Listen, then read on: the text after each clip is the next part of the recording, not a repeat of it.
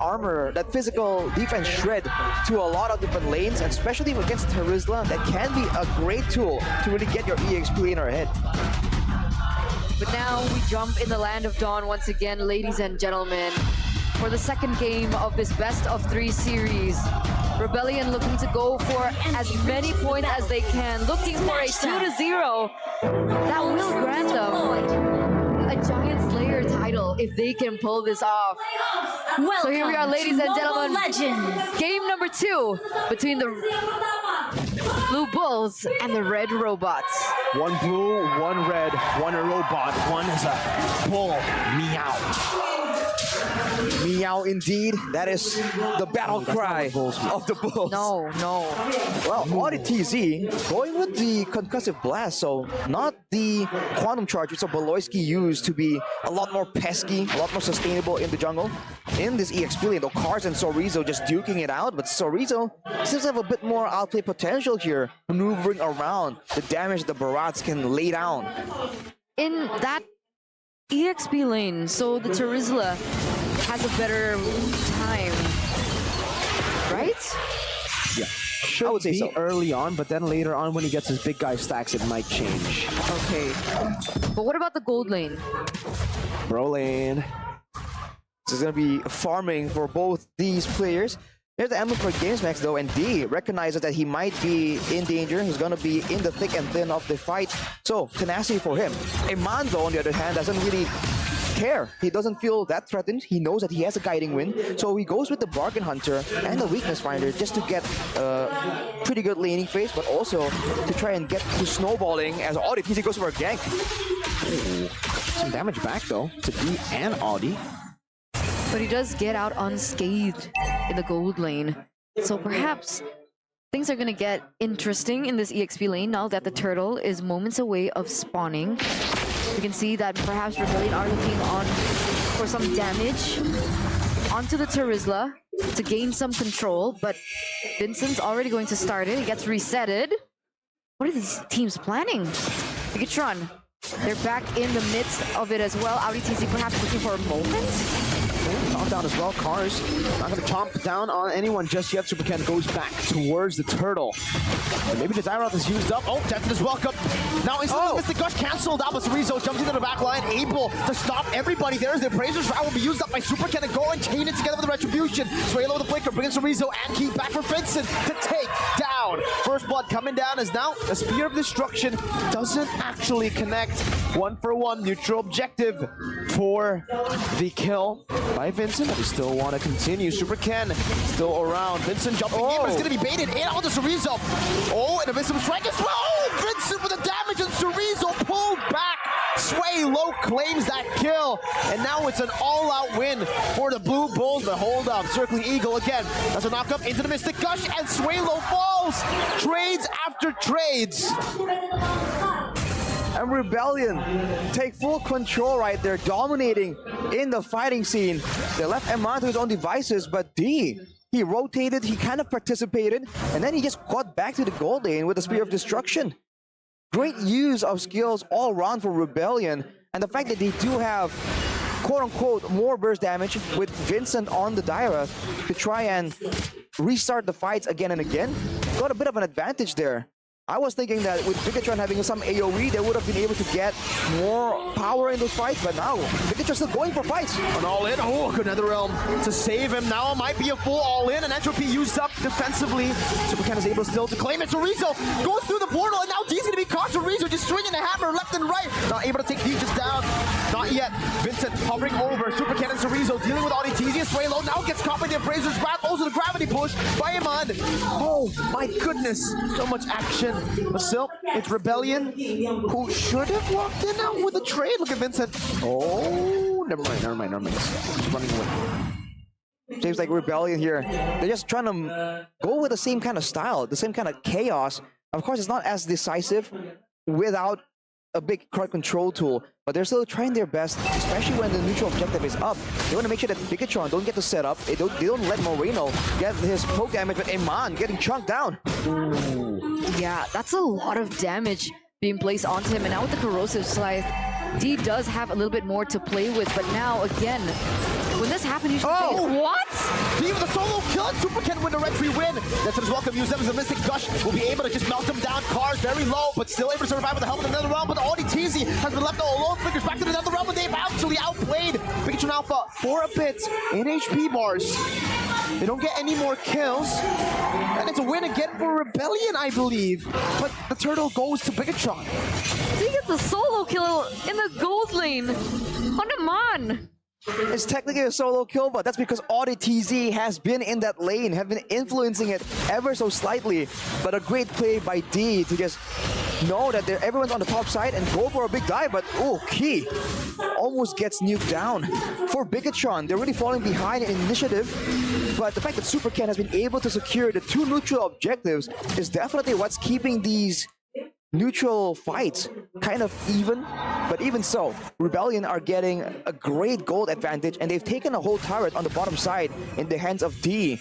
And it seems like this Moskov might start snowballing out of control here if he starts participating in a lot of these skirmishes.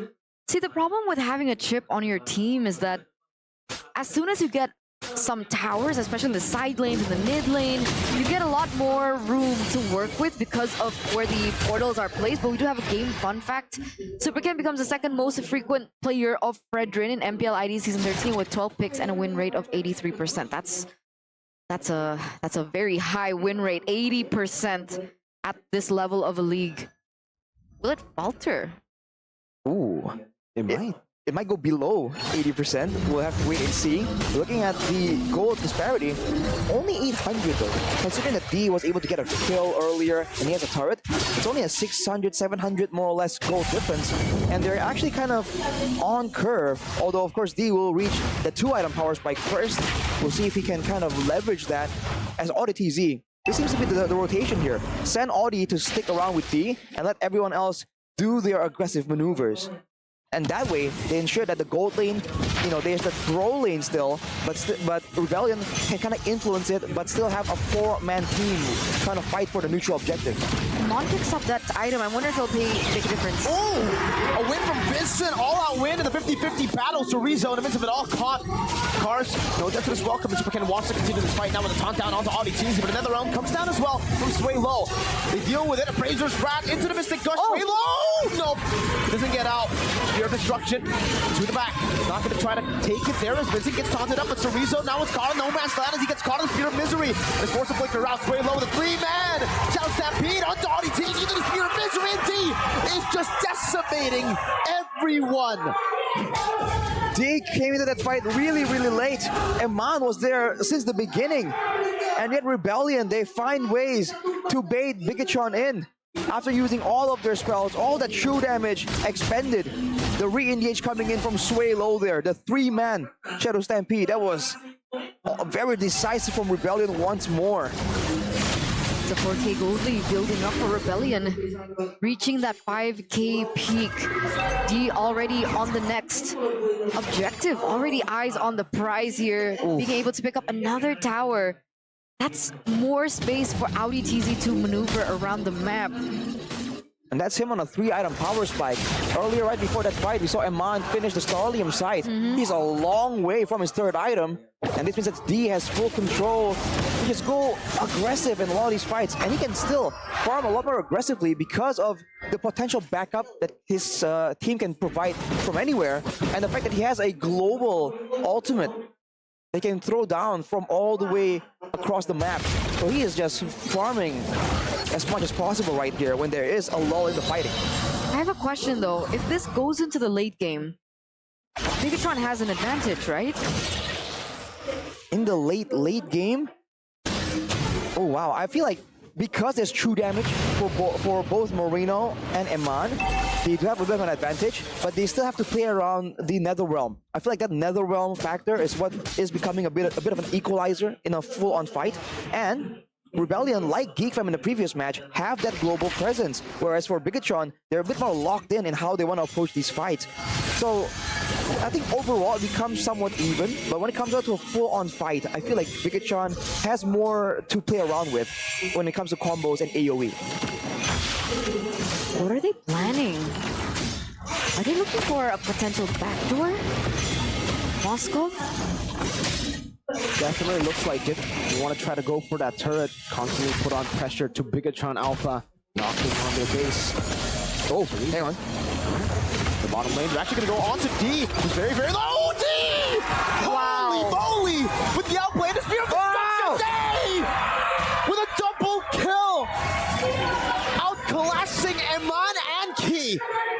He was that. What a monster! 403. Amanaki gets taken down. That's insta value for Rebellion. Being able to get way more value and being able to pick up this Lord. What? That was disgusting, man. There's no way it should have played out like that. The Mathilda and Nathan play attempt from Bigetron immediately shut down. And with that, also the Lord. Rebellion now. It's all about that siege. Technically for Bigetron, the high ground is still very real with a Gourd, with a Nathan, and with Sorizo that can deter any kind of dive to stop the wave clear. But 8k gold lead for Rebellion, and D is just getting further and further out of control already on the Malefic Roar before Eman can even finish that Holy Crystal. I still can't get over that. He should have died in that Mystic Gush coming in from Moreno, but he was able to dodge out of it, gain some more momentum and HP, and then he speared back in onto Eman. And there we go, another play. Gonna flicker as well. Oh my god, where did Super Ken go? Eman with Entropy, trying to go back and kite back.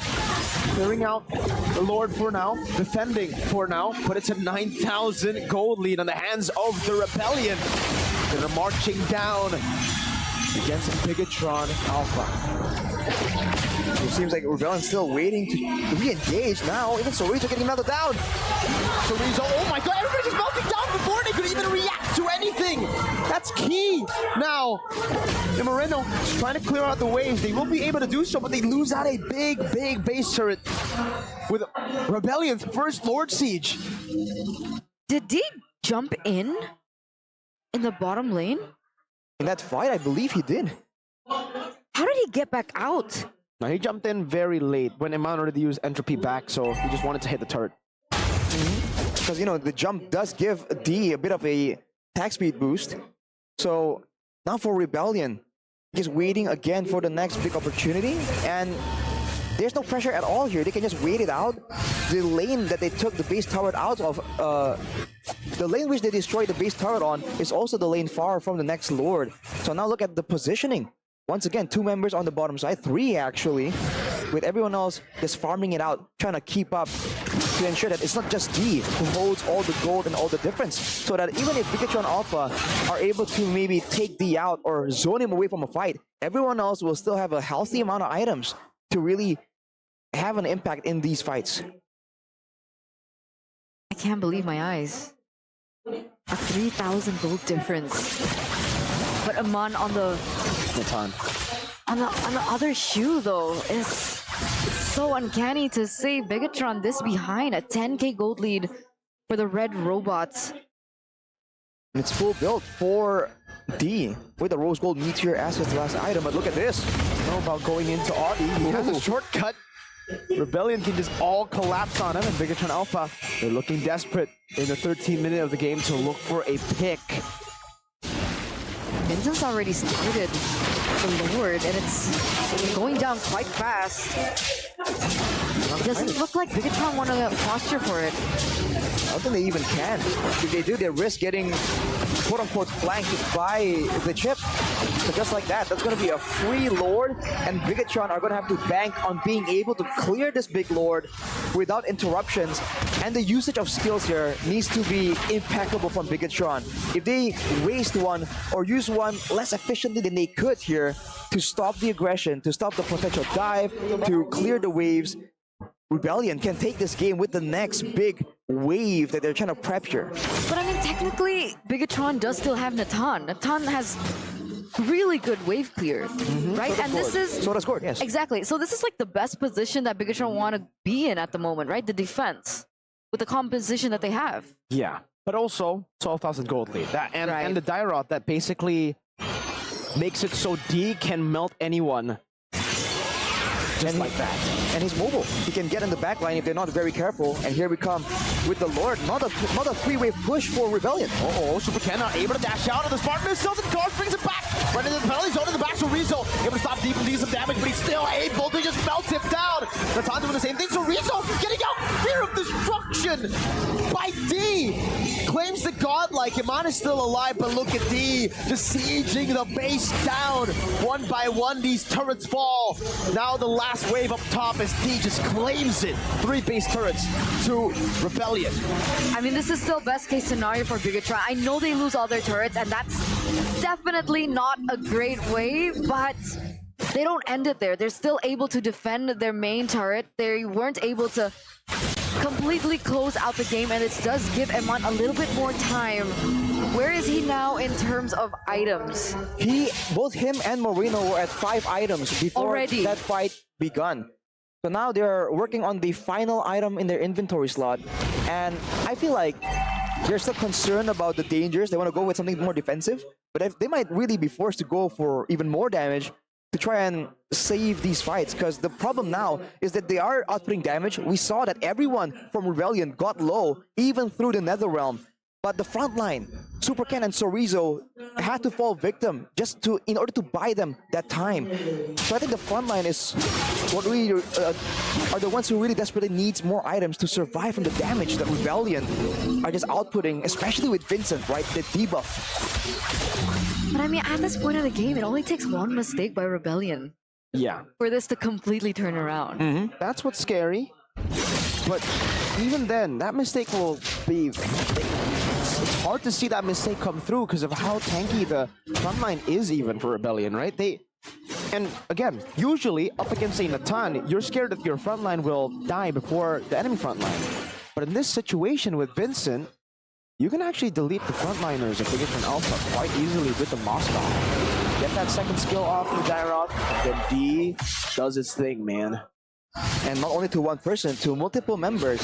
And the fact that D is also on the Inspire, it's a bit of a necessity for the Moskov, but it also means that in that decisive moment where you're trying to see who's gonna outlast who, that Inspire is a big tool that Iman does not have at his disposal. Oh, the Lord, it's like Super Ken wants to try and contest, try and get a bit more. They don't want to just leave it open to be taken. It's going to be a big problem for them. But, whoa, that's very early circling Eagle from Key. Yeah, Super Ken has to reset it now, but look at the members of Bigetron Alpha having to rotate up top because these slow pushes being built. Okay, Iman's good for now. Key, bringing him back. Oh, Audi Teasy teleports just in time to the bottom lane. His Athena gets popped though, and now he goes on to Super Ken to try to zone him away.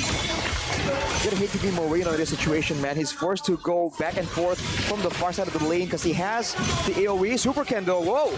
Two-man taunt into the death of his welcome. Now Super Ken gonna be chopped down as Vincent jumps in as well. Sorizo into the back, launch of D. Mystic Gush played in, but now it's gonna be Shadow Stampede as well. Doing so much damage, Iman pops in Entropy and melts someone down. Oh! Going down, Iman! Massive! Now in the 18th minute of the game, but look at the mini wave.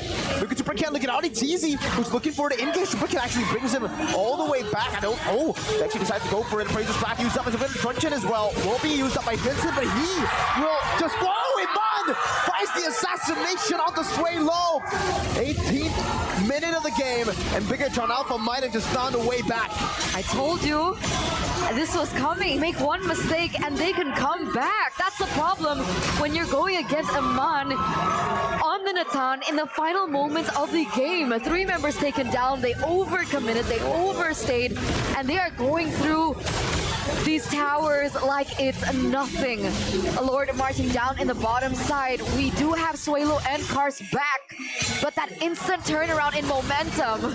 Yeah, the circling Eagle grinding some space. He is getting so much space. Super Ken jumps in with a taunt as well this way low, forcing the Netherrealm, and the Evolve board is still up. It's in the bottom lane. It's building so slowly towards Rebellion. This is a big prio push from Bigetron. Now Bigetron has the control. Of course, Rebellion can still go for the chip play, but at this point, they're kind of stuck in the base. Now they don't know who's actually in the jungle, and Bigetron have the opportunity to set up for these big ambushes. ODTZ all the way down on the bottom side of the map there, but he'll be backing away. He can't risk getting cut off from his allies in the base. Oh my god. Look at this masterful wave manipulation, man. They're just using these waves, these Evolved Lord minions so well. And even the Evolved Lord, they're just pressuring Rebellion, forcing them to stay in their base, and they might actually take all the base turrets down too. Heck, with the Evolved Lord, they can actually look for an end angle. It's back down to the creativity that Audi TZ has, and you can already see that he's looking for something. Remember the entropy forward now. Death is welcome used up. Super Cat tags in now. Cerezo in the back as well. The base wide open. But Alpha gonna go for it instantly. And wow! A comeback in game 1 and a comeback in game 2. Now it's the red robots who do it against the blue bulls.